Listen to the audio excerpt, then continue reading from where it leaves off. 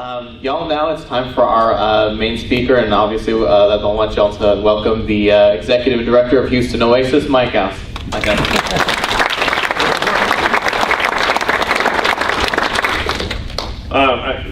Natalie's story at Begley Jr. reminded me of a buddy of mine years ago who used to drive tour buses for rock groups. He drove for Barney, the Barney tour one time, you know, Barney the dinosaur. And so whenever he was in town, hey, you know, who are you driving for this time? He said, the Rolling Stones. Like, Rolling Stones, get out of here. And he was driving, like, he was the transportation coordinator for the Rolling Stones. And I said, do you ever talk to Mick Jagger? And he's like, yeah, he just talked to me the other day. And what did he say? Oh, he was getting off the bus and he said, hey. Really? That's a true story. that's all Mick Jagger said to him during the tour. Hey, here's how I learned how to ride a bike.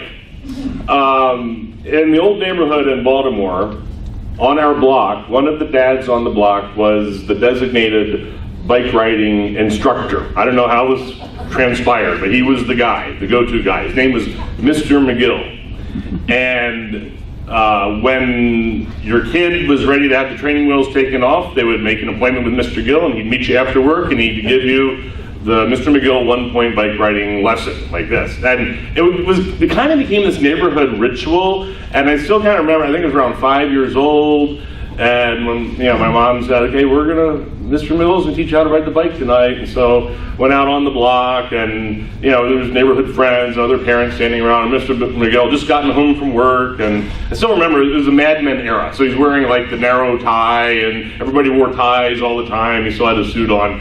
And he took his suit coat off, came over to me, my training wheels were now off, they had been taken off, and he said, okay, Mike, we're gonna go for a little ride, and he started pushing me at a leisurely pace, and it was just fine, we're having a good time, and he was chatting with me, and then he started to run a little faster, and then he was into like a full sprint, and it's like, this is great, I'm having a great time, you know. And then moments later, I realized something felt different, and I looked around, and he was like way off there in the back, waving at me, saying, you did it, you know how to ride a bike now, like that. And I'm going down a hill, I remember that. And no helmets in those days or anything, and you know, people were clapping up at the top of the hill, and that's how everybody in my neighborhood learned how to ride a bike, and that was it.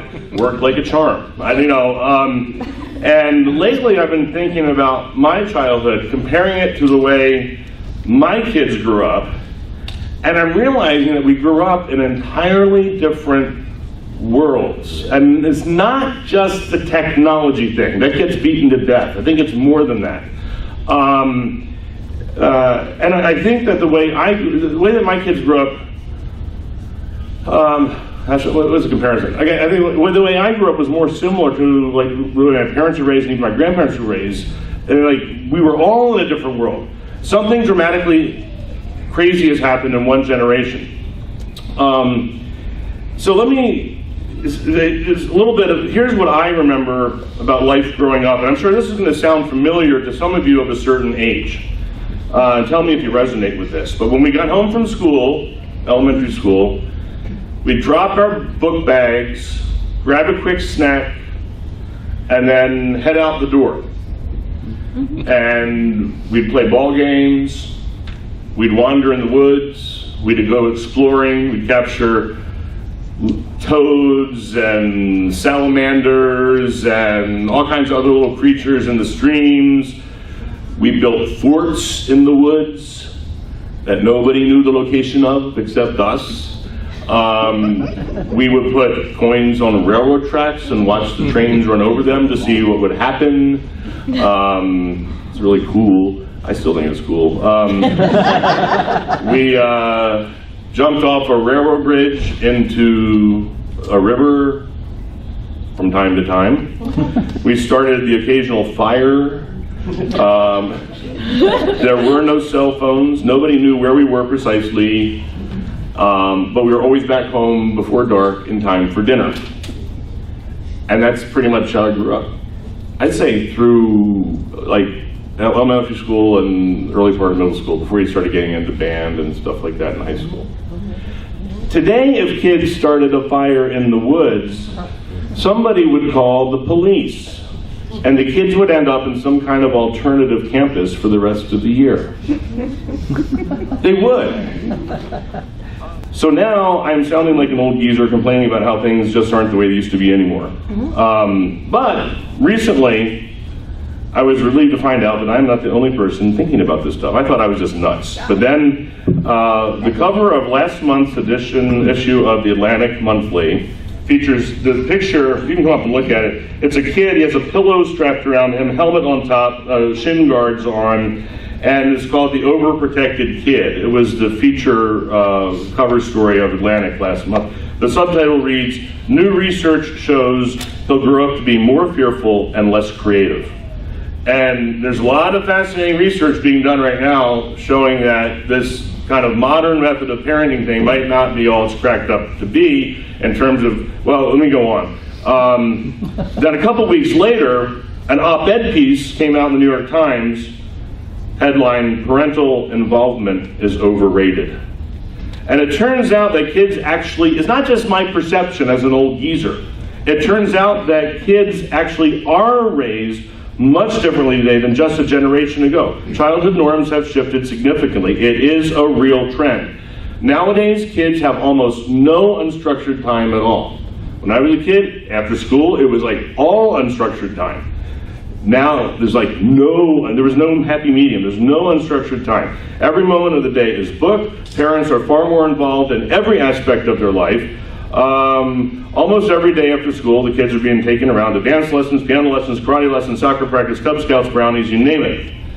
And now not only are parents concerned about keeping kids constantly busy, but there is also this concern about safety and security like never before.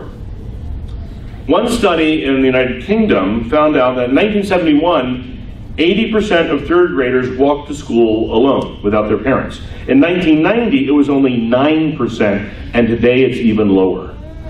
Show of hands, how many of us as elementary school students walked to school without our parents? Yeah. And now in my neighborhood today, which ain't exactly a ghetto, parents routinely walk their children to the bus stop, stand and watch them get on the bus, and they're standing at the bus stop when the bus unloads in the afternoon. When I was a kid, I would have been mortified if my parent had stood with me at the bus stop. Playgrounds have become a lot safer and a lot less fun. Yes. Back in 1978, a toddler fell off a 12-foot slide. There are no more 12-foot slides, by the way, but back in the day, we had some good slides, okay? So anyway, a toddler fell off a 12-foot slide, injured horrifically. This is in Chicago. Parents sued the city of Chicago, millions of bucks. This story got some significant national media attention, which started this, precipitated a national movement to get rid of all the so-called dangerous playground equipment. I mean, it just took over. You know, they ripped out all this old stuff, put in things that were supposed to be safer. And what's interesting is, after like 30 years of doing this, there hasn't been that much of a change in the number of playground accidents and fatalities. I mean, it's helped a little bit, but not what you would think for the billions of dollars that are spent on redoing like every playground in America. And one of the theories is that because the playground equipment is now so boring that the kids are doing even riskier things to get some kind of thrill out of it. Okay, so Joe Frost was a one-time leader in this crusade for playground safety, and he's had a change of heart. And he recently wrote, "Adults have come to the mistaken view that children must somehow be sheltered from all risks of injury. In the real world, life is filled with risks: financial, physical, emotional, social. And reasonable risks are essential for children's healthy development." Now, it was not my intention to do a talk about child rearing today. That was the introduction. What does fascinate me is this trend. There's something about this trend that does fascinate me. It makes me wonder why. Why the massive shifts in childhood norms, and why have they happened so quickly in just one generation? And I say this as someone, full disclosure, who joyfully participated in the modern parenting method. I mean, that's how we raised our kids, more or less, was the deep parental involvement, because gosh, you don't want to be an absentee parent, so you got to be there all the time, and then, driving around to all the events, nonstop. And so I parented that way, just like everybody else around me. And, why did I do that? Why did I raise my kids so differently from the way that I was raised? And what does it say about us as a people and a society? A couple possibilities come to my mind. Nothing empirical here. These are guesses that I'll throw out there, and I would love to hear what you think too. First, in general, there seems to be a greater level of fear in the world today, and just in general, than when I grew up. Maybe the development of the 24-hour news cycle has stoked that fear. Everything has to be a crisis all the time, impending doom all the time. How many weeks did CNN do nonstop coverage of the missing plane? And then, and of course, the impending doom always seems to be threatening because the media is trying to grab our attention to get us to watch their commercials so that we will buy stuff we don't need with money we don't have to impress people who don't care. Isn't that pretty much sum up the way our economy works? It's all based on that. Oh, and do you remember when they started putting the pictures of missing children on milk cartons?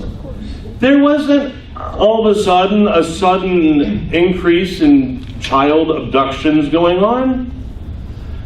It was just someone's idea. And so when you see faces of missing kids at the breakfast table every day, isn't that going to impact your general perception of the world being a very scary place full of dark and sinister forces? Another possibility could be the whole keeping up with the Joneses thing. If my neighbor's kid is an Eagle Scout and a black belt in karate and fluent in Mandarin already, I better get my kids busy, or else they're not going to have a chance of getting into Harvard or UT or A&M or wherever. It's like this nuclear arms race of escalating enrichment things for kids, possibly. We do it because everybody else is doing it. And then I also wonder if we just have overly high expectations for life in general.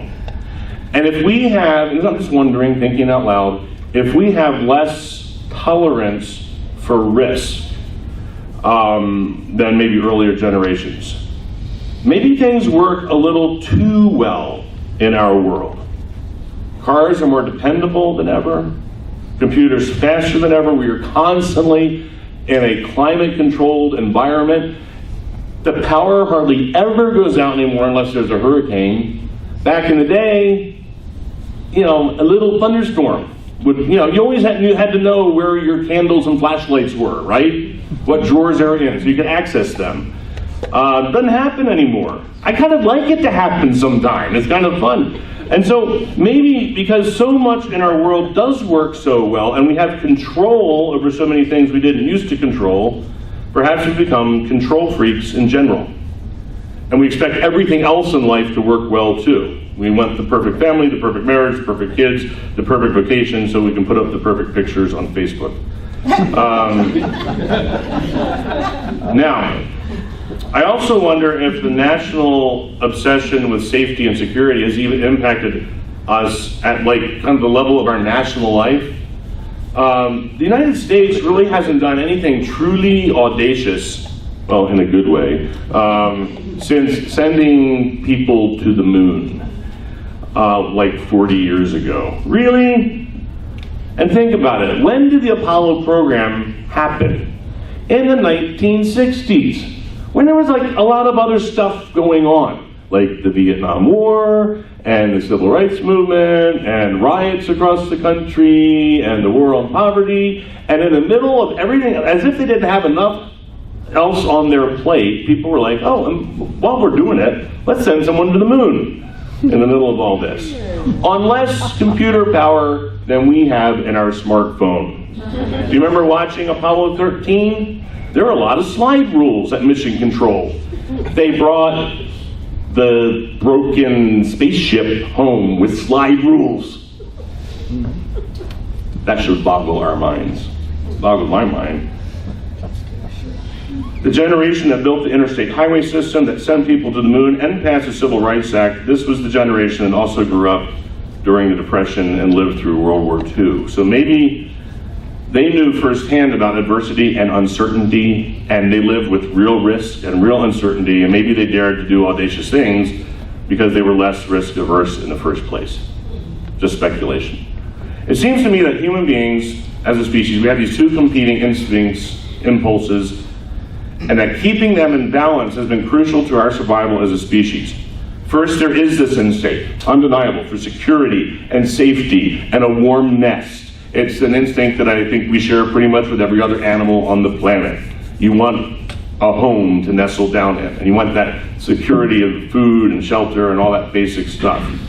But then we also have this instinct for adventure, for exploration, for curiosity. We are the descendants of distant ancestors who broke out of Africa during a time of severe drought. We are the descendants of nomads who survived by traveling the world in search of better hunting and greener pastures. And so that impulse is also wired into us, as much as this impulse for home and security. Reminds me of that old Jeff Foxworthy line, you might be a redneck if somebody in your family ever died after saying these words, "Hey y'all, watch this."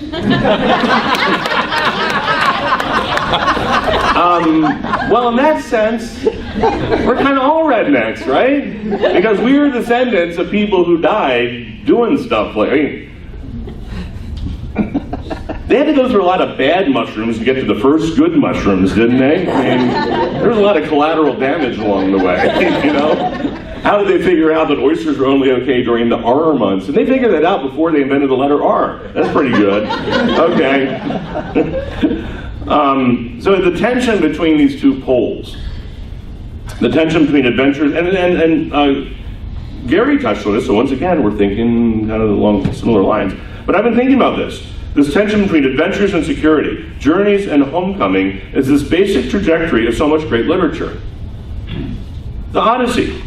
Odysseus leaves home, has a bunch of adventures, comes home. Great Expectations. Village boy leaves village, goes to London, has adventures, goes back to the village. Grapes of Wrath. Okies leave Oklahoma, have adventures, find a new home in California. Wizard of Oz. Girl leaves Kansas, has adventures, goes back to Kansas.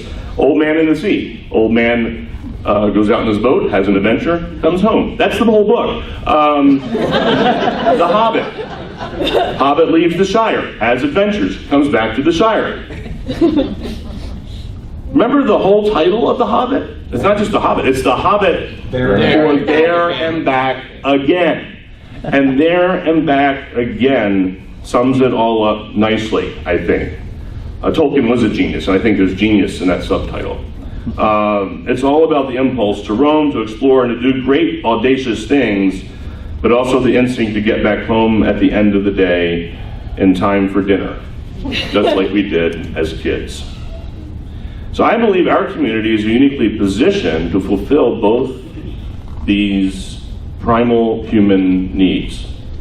The need for something new, the need for exploration, the need for security, and the sense of home. Heck, just by working together to build a secular alternative to religious community, we are doing something audacious and new. That is an adventure. We explore the world through the talks that our speakers give us, and we explore the world through the music that our musicians bring. And we go out and we have many adventures, and we go out and rebuild homes and feed the hungry. And actually, in the not too distant future, I think we're ready to start putting, I've been talking about this with some of the gang who are out in the, not here today, but I'd like to see us start doing international secular service projects. I believe once when we form our, get our own place and have our first kind of free thought center in Houston, we can also become a hub. Houston is a perfect place to do it, to start launching regular service projects done in the name of reason and humanist values all over the world. Houston is the place that wants something like that. The resources are here, the flight connections are here. But you know what I mean? We can do this stuff, and we have to, let's do these audacious things. This is a chance to do it. But at the same time, even as great adventures lie ahead, we are also an oasis and must always remain an oasis. A place of respite, refreshment, a place of refuge where we can recharge our batteries for those future adventures. And I think, and you know, I guess kind of our name really does says it all. When you think about it, an oasis is like not a final destination. It's a place to refuel on the journey. So even in our name, there's this kind of hint of that being on a journey, but also recognizing we need the refuge and we need the security and we need the warmth that comes from human community as well. Okay, I guess that's pretty much all I had for you today. Thank you for listening.